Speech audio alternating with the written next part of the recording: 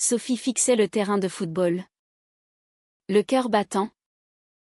Alors que l'entraîneur l'appelait dans son bureau. À 25 ans. Elle était la capitaine de l'équipe féminine du Lyon FC. Une joueuse star promise à un avenir brillant.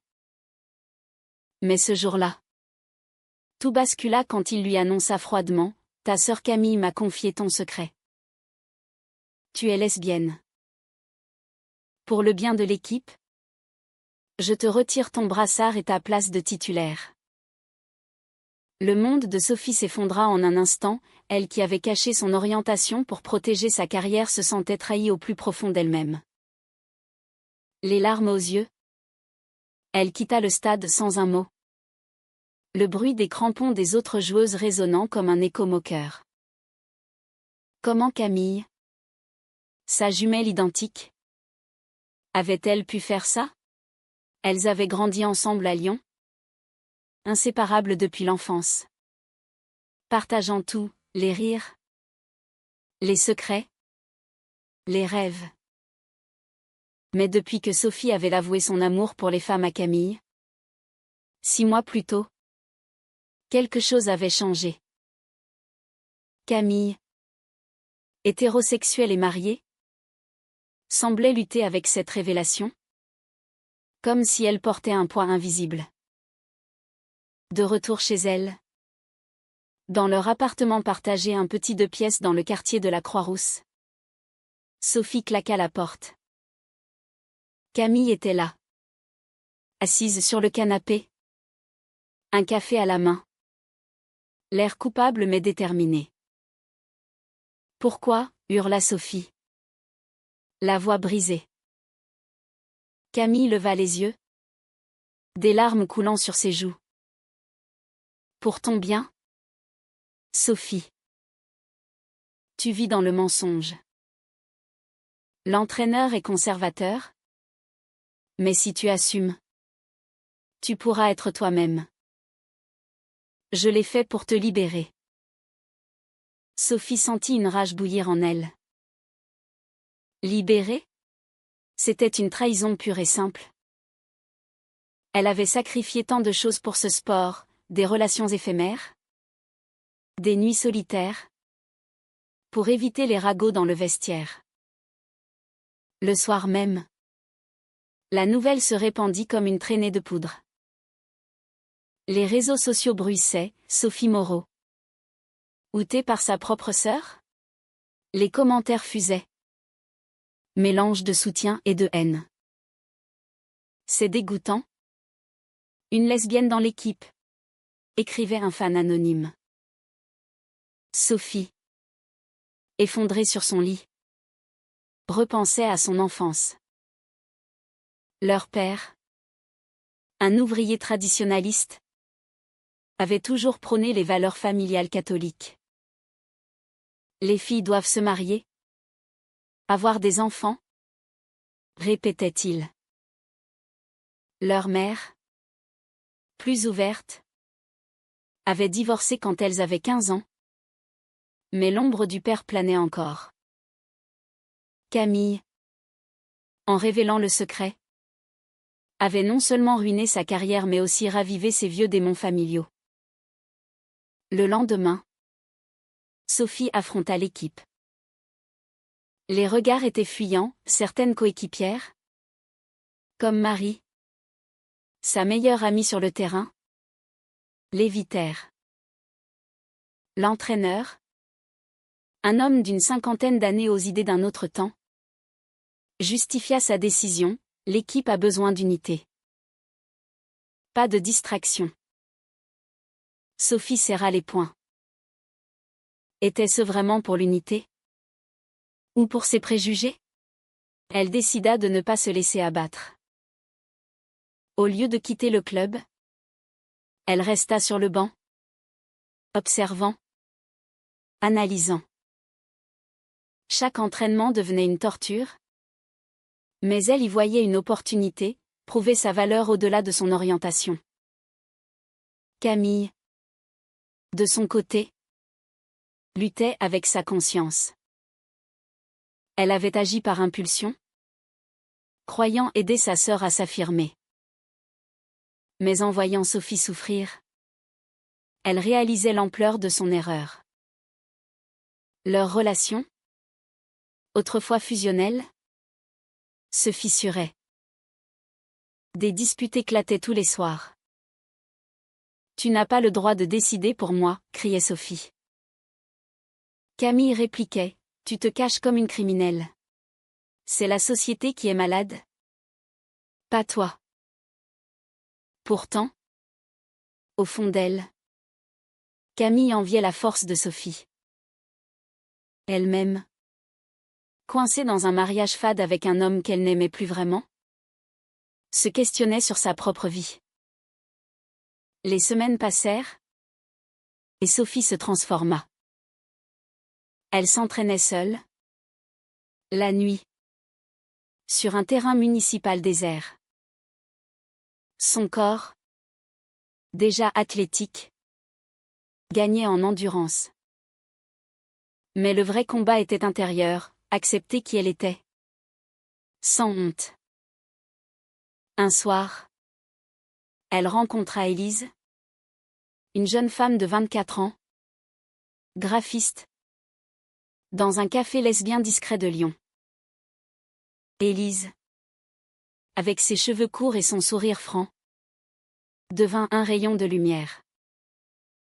Elles parlèrent des heures, partageant des histoires de coming out difficiles. Pour la première fois, Sophie se sentit comprise, aimée pour qui elle était. Cependant, la pression familiale s'intensifia. Leur père apprit la nouvelle par un cousin indiscret. Il appela. Furieux, « Tu déshonores la famille.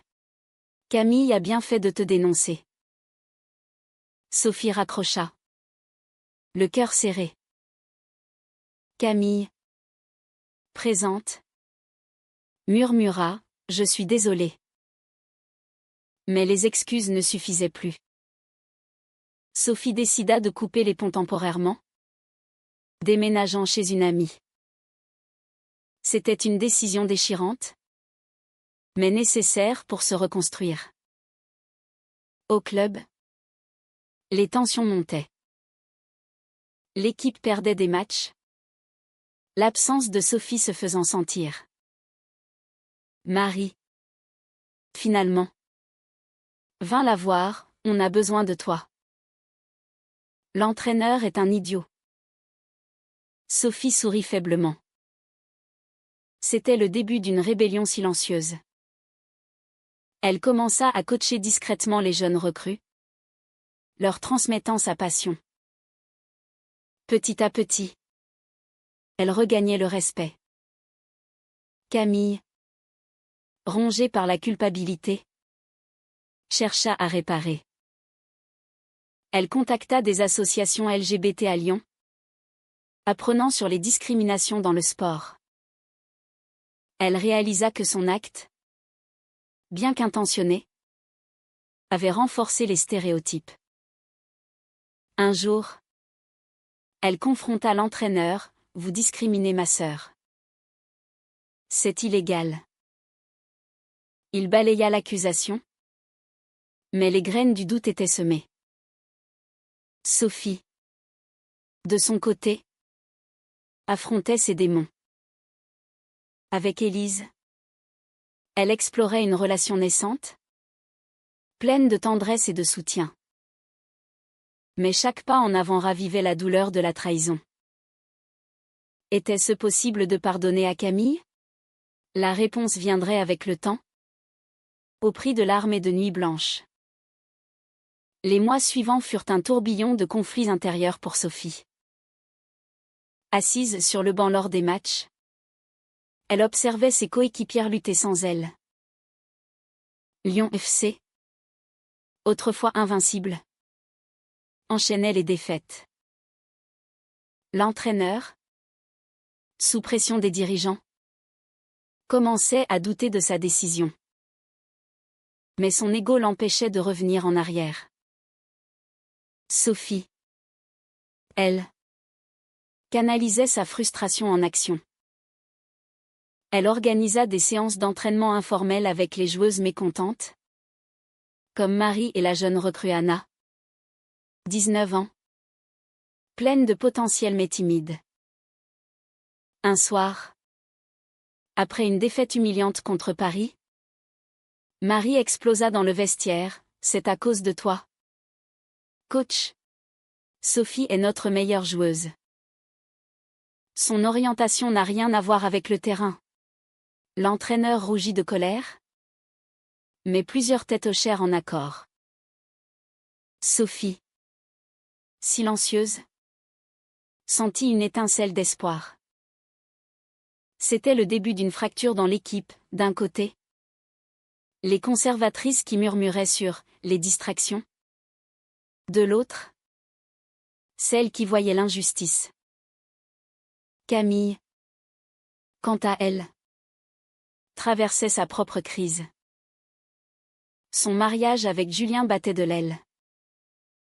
Julien, un ingénieur pragmatique, ne comprenait pas pourquoi elle avait trahi sa sœur. « Tu as détruit sa vie, pourquoi ? Pour tes principes, lui reprochait-il. Camille se sentait isolée. Elle commença à fréquenter des groupes de soutien pour familles d'homosexuels, où elle apprit que son geste n'était pas de la libération, mais de l'imposition. Une femme, mère d'une fille lesbienne, lui dit « On ne force pas le coming out. C'est personnel. » Ces mots la hantèrent. Sophie et Élise se rapprochaient. Leurs rendez-vous étaient des oasis de paix, promenades le long du Rhône, dîners intimes. Élise, avec son passé de rejet familial, encourageait Sophie, « Tu es plus forte que ça. Utilise cette douleur pour changer les choses. » Sophie, inspirée, décida de porter plainte contre le club pour discrimination. C'était un risque énorme, exposer sa vie privée au public. Mais elle contacta un avocat spécialisé. Maître Dupont, une femme combative de 40 ans. La plainte fit l'effet d'une bombe. Les médias s'emparèrent de l'affaire, « Discrimination homophobe au Lyon FC », titraient les journaux.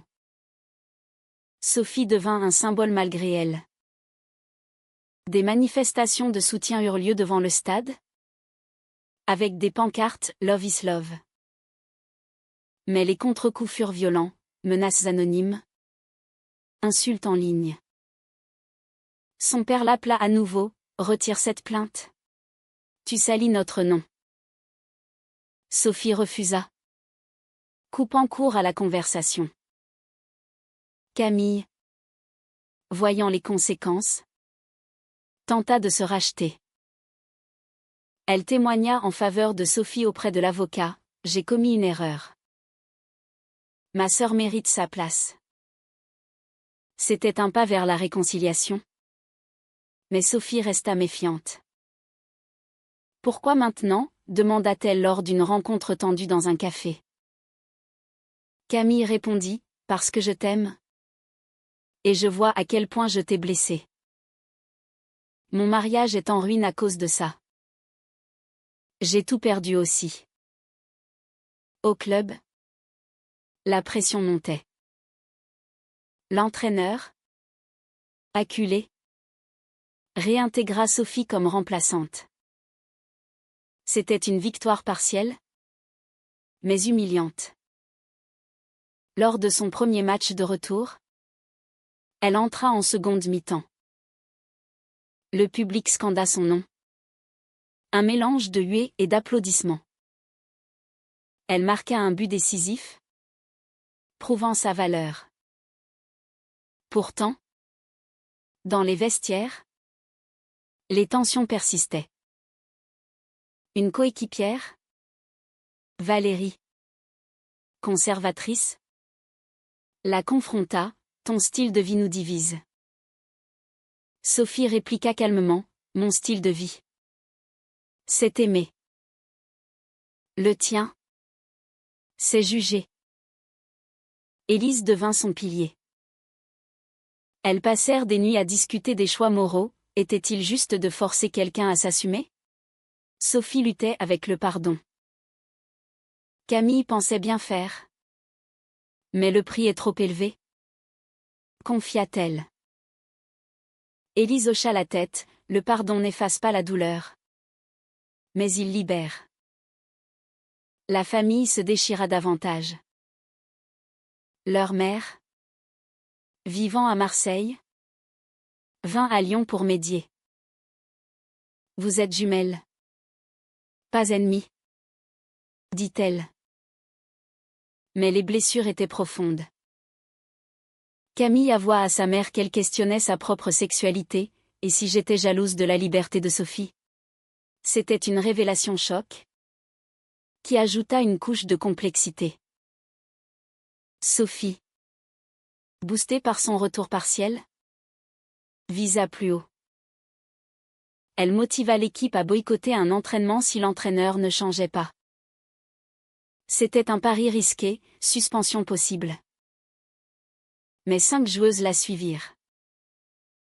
L'entraîneur céda, la réintégrant pleinement. Pour l'équipe, grogna-t-il. Sophie savait que c'était une façade, mais elle accepta. Camille, de son côté, quitta Julien. Je dois me trouver moi-même, lui dit-elle. Seule, elle affronta ses démons, l'éducation rigide, les attentes sociétales. Elle contacta Sophie pour une vraie discussion. Je regrette tout. J'ai projeté mes frustrations sur toi. Sophie écouta, les larmes aux yeux. Le chemin du pardon commençait. Mais à quel prix? Le championnat approchait. Sophie, capitaine à nouveau, mena l'équipe avec une détermination farouche. Chaque match était une bataille contre les préjugés. Mais une nouvelle trahison se profilait, Valérie, jalouse, contacta la presse pour des ragots infondés. La révélation de Valérie fit scandale. Dans un article anonyme, elle accusait Sophie d'avoir une influence néfaste sur les jeunes recrues, insinuant des relations inappropriées. Sophie, furieuse, confronta Valérie devant l'équipe. C'est de la calomnie. Prouve-le ou assume tes mensonges. Valérie baissa les yeux. Mais le mal était fait. Les dirigeants du club lancèrent une enquête interne, suspendant Sophie temporairement. C'était un coup dur. Élise la soutint, batte-toi avec des faits. Pas de la colère. Sophie, avec Maître Dupont, prépara sa défense. L'enquête révéla que Valérie agissait par jalousie professionnelle. Pas par conviction. Elle fut écartée. Mais Sophie paya le prix, des semaines d'angoisse. Des nuits blanches à douter de tout. Camille, apprenant la nouvelle, se sentit responsable. C'est ma faute originelle, confia-t-elle à leur mère. Elle décida d'agir, elle organisa une pétition en ligne pour soutenir Sophie, recueillant des milliers de signatures. Des célébrités LGBT françaises, comme une actrice connue, relayèrent l'appel. Camille apparut même dans une interview. J'ai trahi ma sœur, mais maintenant je la défends. L'homophobie n'a pas sa place dans le sport. Sophie, touchée, accepta une rencontre. Dans un parc ensoleillé, elles parlèrent des heures. Pourquoi m'as-tu outé? Demanda Sophie. Camille répondit, par peur. Peur que tu souffres en silence? Comme moi dans mon mariage. Mais j'ai mal agi. Sophie hocha la tête, ça m'a forcé à m'assumer. Mais à quel coût? Des amis perdus? Une carrière en péril. Elles pleurèrent ensemble. Un premier pas vers la guérison. L'enquête blanchit Sophie. Elle revint plus forte, menant l'équipe aux phases finales du championnat. Mais les conflits intérieurs persistaient. Son père refusa de venir au match, tant que tu vis dans le péché. Sa mère, en revanche, était fière, tu es une pionnière. Élise et Sophie approfondirent leur relation. Élise avoua ses propres peurs, j'ai perdu ma famille à cause de mon orientation. Ne laisse pas ça t'arriver. Sophie réfléchit aux choix moraux, pardonner ou couper les liens. Elle opta pour une confrontation familiale. Elle invita tout le monde à dîner, père, mère, Camille. La soirée fut explosive. Le père tonna, l'homosexualité est contre nature. Sophie répliqua, l'amour n'est pas contre nature. Ton intolérance. Si. Camille intervint, papa. C'est notre éducation qui nous a rendus comme ça. J'ai blessé Sophie par ignorance. Le père partit furieux. Mais une graine était plantée. Au championnat, la tension culmina. Lyon affrontait Paris en finale. Sophie, capitaine, motiva ses troupes, on joue pour nous. Pas pour les jugements. Le match fut intense, égalité à la mi-temps. En seconde période, Sophie marqua un but somptueux, mais se blessa à la cheville. Elle insista pour continuer. Boitant. Camille, dans les tribunes avec Élise, priait silencieusement. Elle réalisait le prix de ses actes, Sophie risquait sa santé pour prouver sa valeur.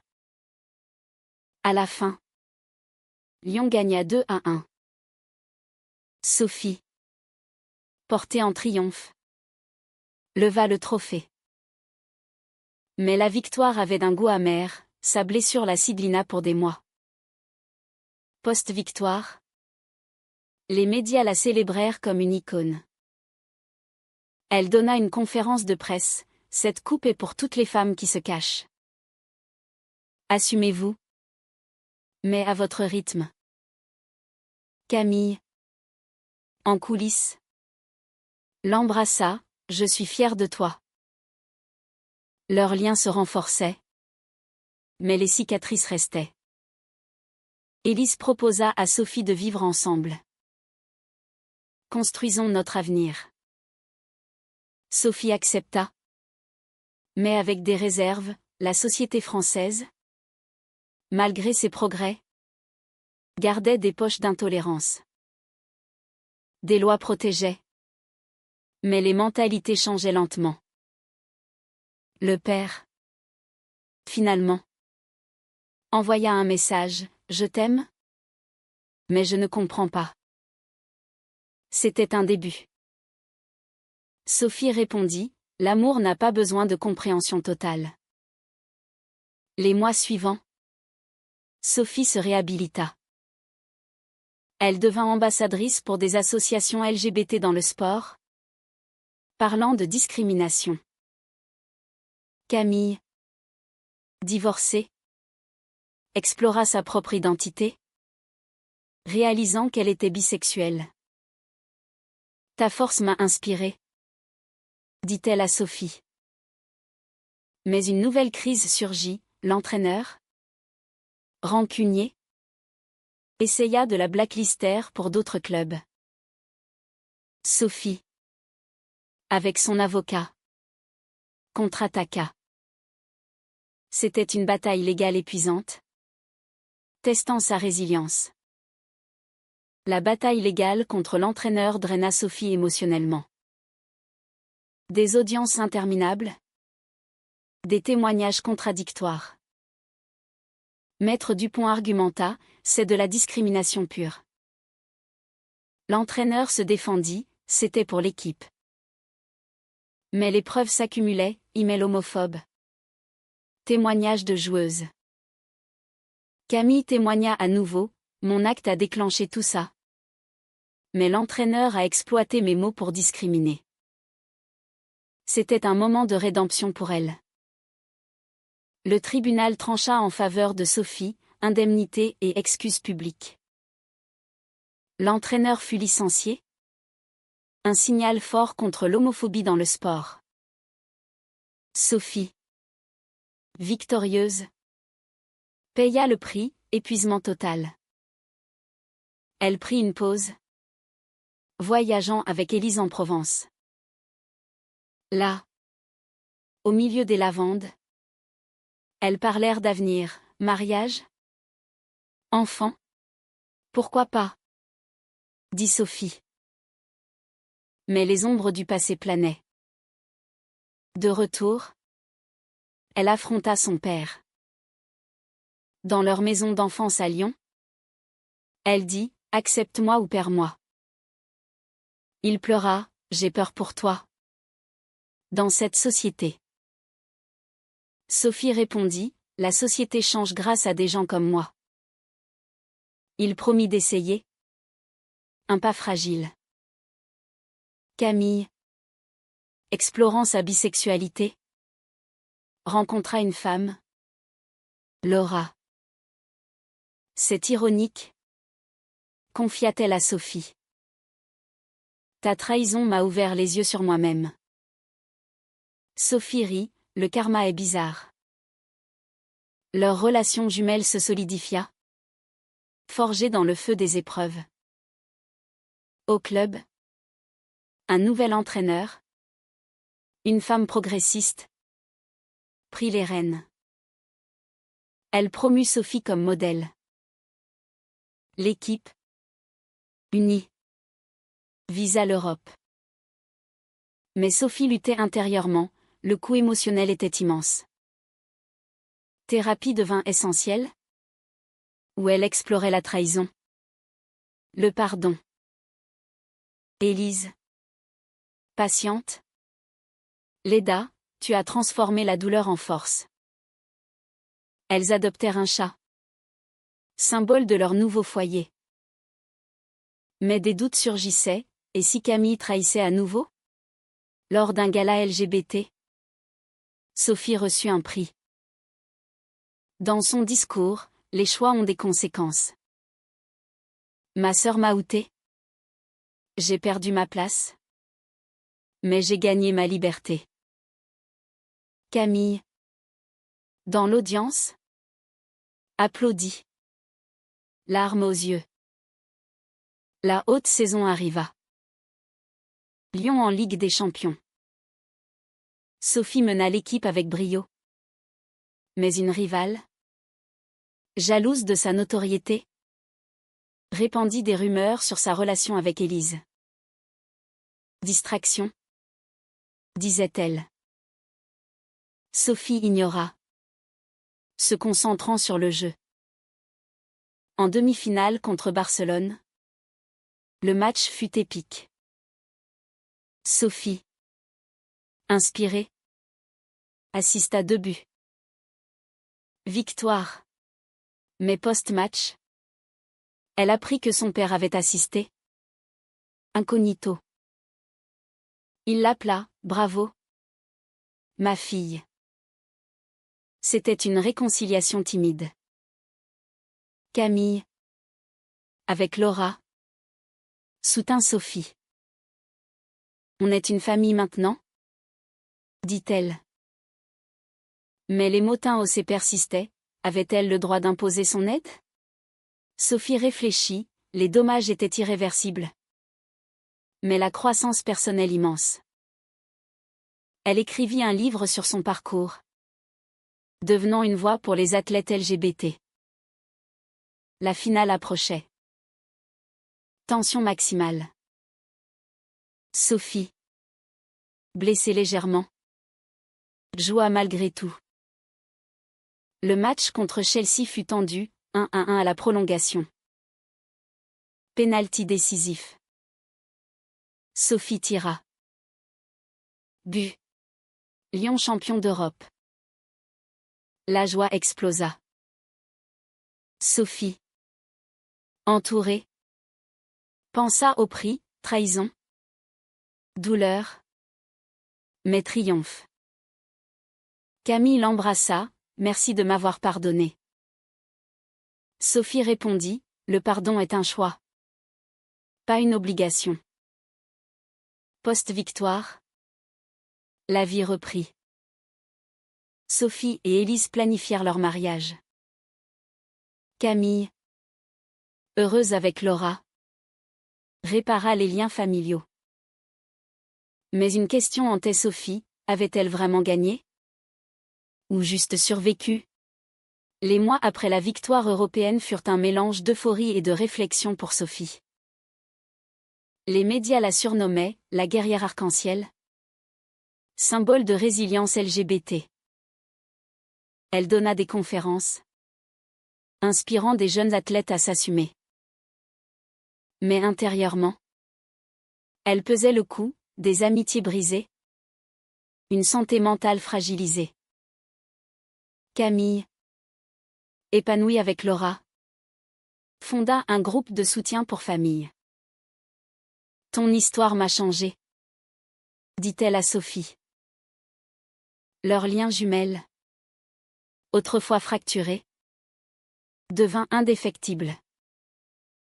Elle passait des soirées à rire des vieux souvenirs, mais évitait les sujets douloureux. Le père, lentement, évolua. Il vint au mariage de Sophie et Élise. Une cérémonie intime à Lyon. Je suis fier, murmura-t-il, les yeux humides. C'était une victoire personnelle, fruit de patience et de dialogue. Élise et Sophie adoptèrent une fille, Emma, via GPA. Notre famille, disait-elle. Mais la société posait encore des défis, regards désapprobateurs, commentaires en ligne. Sophie luttait contre le burn-out, prenant une retraite anticipée du football pour se consacrer à l'activisme. Un jour, Valérie, l'ancienne coéquipière, contacta Sophie pour s'excuser. J'étais aveugle par mes préjugés. Sophie pardonna, on grandit tous. C'était une clôture sur les trahisons passées. Camille, de son côté, affronta ses propres choix. Elle écrivit un article, Comment j'ai trahi ma sœur et appris de mes erreurs. Il suscita des débats, était-ce du courage ou de l'opportunisme? Sophie, lisant ça, sourit. La vie était faite de gris. Pas de noir et blanc. Elle se concentra sur Emma, enseignant la tolérance. Des années plus tard, Sophie regarde en arrière, la trahison de Camille l'avait propulsée vers la grandeur. Mais à quel prix émotionnel? Était-il juste de forcer quelqu'un à affronter ses démons? Même par amour? Ou cela relève-t-il toujours de la trahison?